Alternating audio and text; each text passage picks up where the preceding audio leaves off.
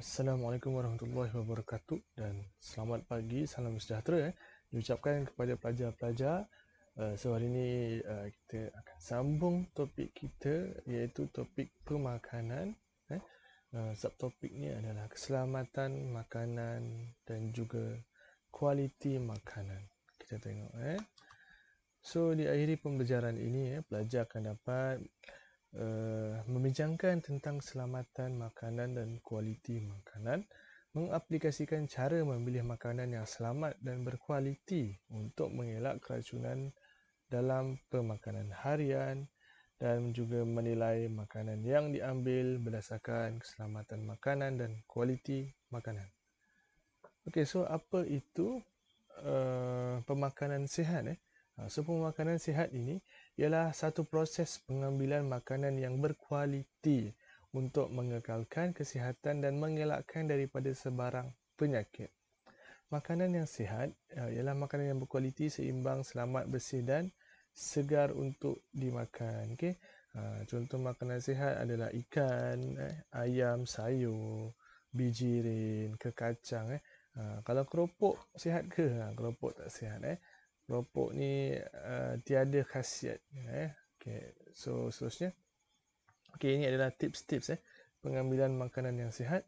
Pertama adalah amalkan pengambilan buah-buahan. Tak kisahlah buah apa, contoh oren ke, anggur, limau, tembikai, janji buah. Okay. Kedua adalah kawal diet anda. Ini penting. Awak sepatutnya harus ataupun tahu berapakah jumlah kalori yang awak sepatutnya ambil untuk satu hari. Okay. Lepas awak tahu berapa jumlah kalori yang awak perlu ambil, awak akan dapat mengekalkan gaya hidup yang sihat lah. Badan awak akan jadi fit ke. Berbanding awak tak jaga diet anda, awak pergi mana kenduri, awak makan banyak, awak ambil daging separuh pinggan, ayam suku pinggan, ikan lagi, ikan goreng kalau ada, nasi tak ada langsung. So tak baguslah, nanti akan memudaratkan kesihatan kita. Ketiga adalah pastikan tempat memasak bersih. Okey, so ini biasalah dekat dapur kita lepas kita masak kita tak cuci, nanti lama-lama dia akan berkumpul kotoran tu dan akan susah untuk dihilangkan. Sebaiknya awak lepas saja masak, tolong mak masak ke apa, awak cuci dapur tu, cuci supaya nanti bila nak guna balik tak adalah kotor, tak adalah sakit mata tengok, dan yang penting tak adalah penyakit datang. Okay? Kalau kotor-kotor macam tu, nanti kuman ke bakteria senang hinggap, nanti kita yang akan dapat penyakit, tak naklah macam tu. Dan keempat adalah ruang makan yang selesa. Okey, ruang makan selesa. Contoh awak nak makan dekat dapur tapi tempat dapur tu kotor, nanti awak pun tak selera makan. Okey. So yang penting ruang makan yang selesa lah supaya awak dapat menjamah makanan dengan penuh nikmat lah orang kata. Okey. So keselamatan makanan dan kualiti makanan. So apa maksud dia ni? Maksudnya keselamatan makanan bermaksud makanan yang bersih dan bebas daripada bahan yang boleh mengancam kesihatan seperti kuman dan racun. Makanan yang selamat boleh mengelakkan kita daripada mengalami gejala keracunan makanan akibat daripada makanan yang tercemar dengan bakteria. Kementerian Kesihatan Malaysia atau KKM telah menetapkan 5 proses dalam pengendalian makanan bagi memastikan makanan yang selamat merangkumi makanan yang belum atau sudah dimasak. Okay, so KKM ni dah sediakan guide untuk kita tinggal follow saja. Okay, guide apa? Guide untuk memastikan makanan kita selamat. Okay. So ini adalah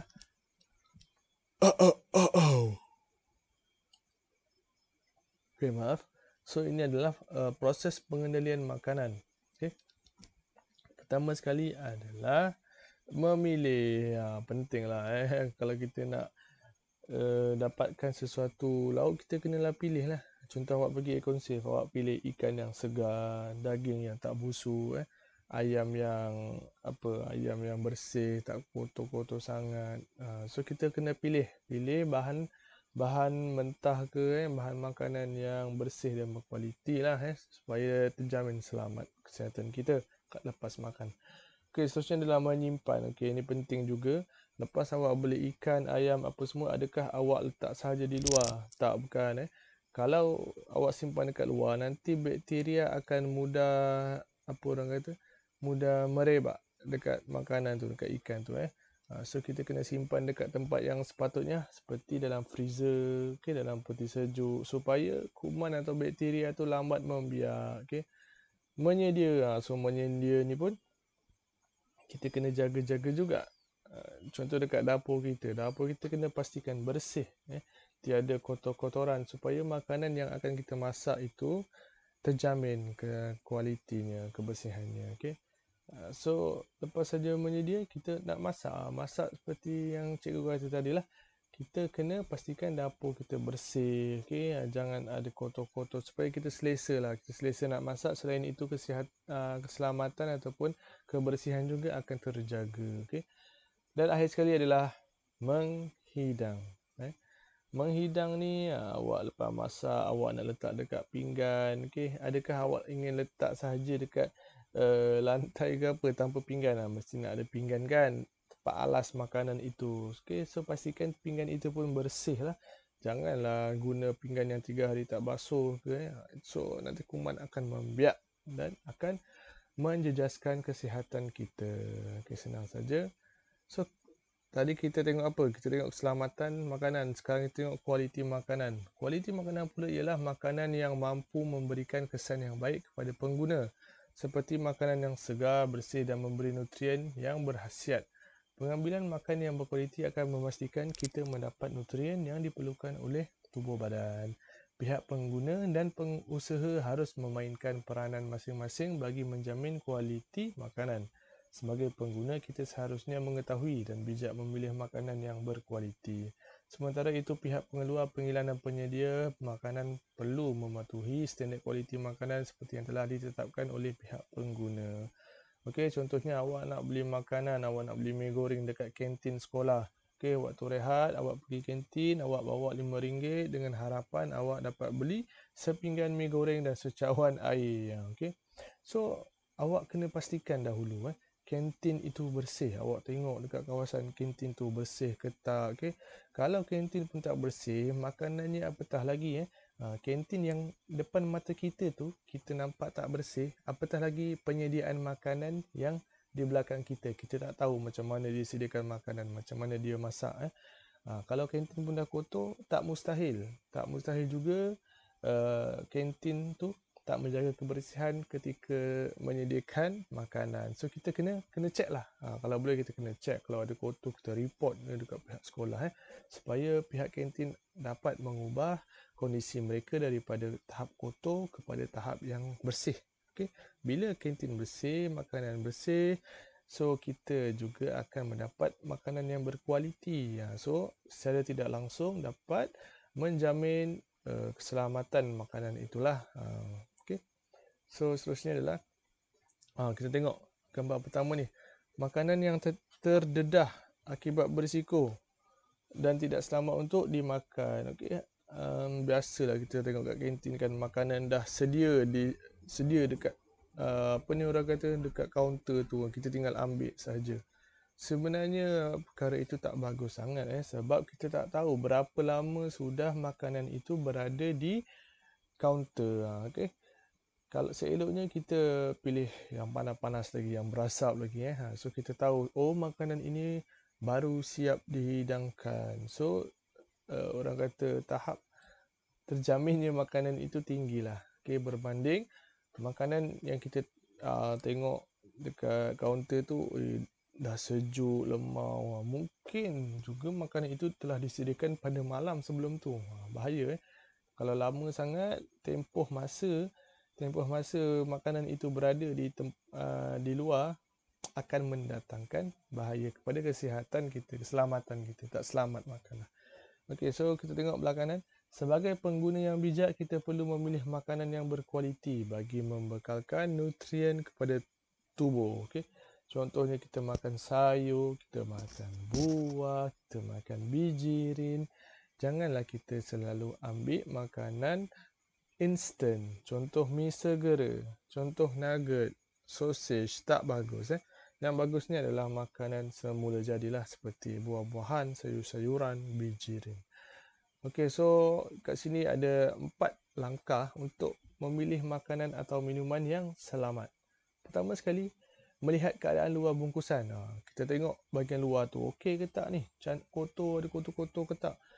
So elak membeli makanan atau minuman di dalam bungkusan yang telah koyak, kembung, bocor, retak, pecah, kemek, karat ataupun tutup terbuka dan bungkusan yang telah berwarna. Okey.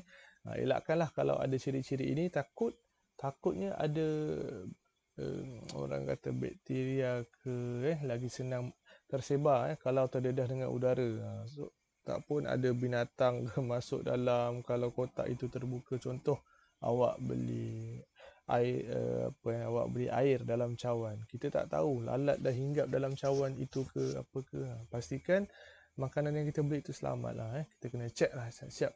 Okay. Kedua adalah tempat penyimpanan yang sesuai. Mengelakkan penyimpanan makanan atau minuman di tempat yang panas atau terdedah kepada cahaya atau persekitaran. Sebab apa? Sebab apa kita tak boleh biarkan makanan kita terdedah dengan panas. Sebab bila kita terdedah dengan panas, bakteria akan lebih mudah membiak. So apabila bakteria mudah membiak, kalau kita makan, kita akan dapat sakit perut, ataupun kita dapat sakit-sakit yang teruk ke. Okay. Bahaya, boleh membawa maut kalau makanan yang kita makan itu tidak terjaga kebersihannya. Okay. So yang ketiga adalah gunakan deria. Lihat bau dan rasa semasa memilih makanan atau minuman. Okay, kalau kita tengok contoh makanan nasi ayam, kita tengok dari jauh, wah sedap ni, menyelerakan. Tapi bila kita datang dekat, kita bau, ini bau dah macam dah basi. So dari situ kita tahulah makanan ini tidak selamat dan kita cuba elakkan untuk membeli makanan itu. Okay. Keempat adalah baca tarikh luput. Okay, jangan beli makanan yang telah tamat tarikh luput. Senang sajalah. Awak contoh awak beli roti gardenia, awak nak buat roti bakar besok, awak pergi ke kedai, awak nak cari roti gardenia. Lepas tu awak tengok dekat tag dia, oh dah tamat tempoh. Dah apa ni orang kata, dah tamat tarikh luput. So kita elakkan untuk beli roti itu, kita cuba pilih roti yang lain yang masih berada dalam tempoh sah. Okey, dalam tempoh sah supaya kita selamat untuk makan. Okey, kat sini ada situasi kita tengok situasi ni. Pada satu hari, Nurul Ain menemani ibunya membeli barangan keperluan dapur di sekolah pasaraya. Ketika berada di rak makanan bertin, Nurul Ain terpandang satu tin yang telah tamat tarikh luputnya. Ikuti perbualan Nurul Ain dengan ibunya. Okey, contoh ni, ni dialog Ain lah dengan ibunya. Ibu, makanan dalam tin ini telah luput tarikhnya. Lepas tu ibu dia balas, jika begitu makanan ini sudah tidak selamat dan tidak berkualiti untuk dimakan. Pastikan makanan tersebut tidak luput tarikh, mempunyai logo halal dan keadaan tin tidak kemek serta keadaan membungkuskannya masih elok. Lepas tu Ain jawab, ibu, bagaimanakah untuk memilih makanan yang sihat? Okey, so sebenarnya tadi ibu menjawab soalan Ain itulah. Okey.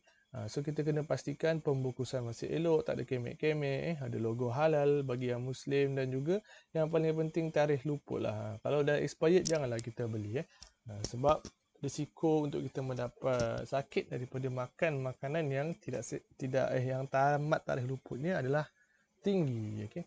So seterusnya dia tanya, bagaimanakah pula untuk menilai makanan itu masih selamat? Kita boleh melihat pada maklumat yang diletakkan di luar tin makanan. Okey, sekarang pula saya tahu cara yang selamat untuk membeli makanan dalam tin. Okey, ni situasi pertama. Situasi kedua pula, cikgu ni tanya kat murid-murid dia, murid-murid sila cari maklumat dalam laman web berkaitan cara penyimpanan makanan yang sihat. Okey, so murid pun cari dekat Google. Okey, awak semua mesti tahu kan Google kan, tinggal search sahaja nanti akan keluar maklumat yang awak ingin cari. So tengok, simpan makanan yang mudah rosak di dalam peti sejuk. Pastikan makanan mentah tidak diletakkan, dibiarkan di atas lantai. Okey, kita tengok balik pertama, simpan makanan yang mudah rosak di dalam peti sejuk. Contohnya apa? Contohnya sayur, buah, okey, ayam-ayam ke. Okay. Kedua, pastikan makanan mentah tidak diletak dan dibiarkan di atas lantai. Kita jangan letak makanan kita atas lantai lah. Nanti akan terjadinya cross contamination. So nanti contoh bakteria yang berada kat lantai itu akan panjat ayam itu. So ayam itu pun akan terkena orang kata contamination, akan tercemar. Okay. Ketiga, pastikan menyimpan makanan dan minuman pada suhu di bawah 4 Celsius jika telah dibuka. Kalau contoh awak beli air kotak, okay, awak dah minum, tinggal separuh, awak bercadang nak sambung lagi minum besok, awak kena simpan dekat dalam peti sejuk yang suhunya di bawah 4% untuk mengekalkan keselamatan makanan itu. Okay. Pastikan makanan yang telah dimasak tidak terdedah melebihi 4 jam pada suhu bilik. Okey, contoh awak masak sarapan. Awak masak sarapan untuk family, awak masak kuih tiaw goreng. Okay. Kuih tiaw goreng pukul 8. Pukul 9 ada orang makan, pukul 10 ada orang makan. Lepas tu pukul 11 ada lebih lagi. Ada lebih lagi. Awak nak simpan ke nak buat apa? Sepatutnya lebih 4 jam tak boleh lah, kita kena buang lah. Tapi biasanya mak-mak kita kalau lama sangat kita kasih panas je kat dapur supaya bakteria itu mati. Senang saja. Okey, itu sahaja. Dah habis dah pun. Okey, dah habis. Sebelum tu cikgu nak minta pelajar lah buat latihan pada muka surat mana? Muka surat 198.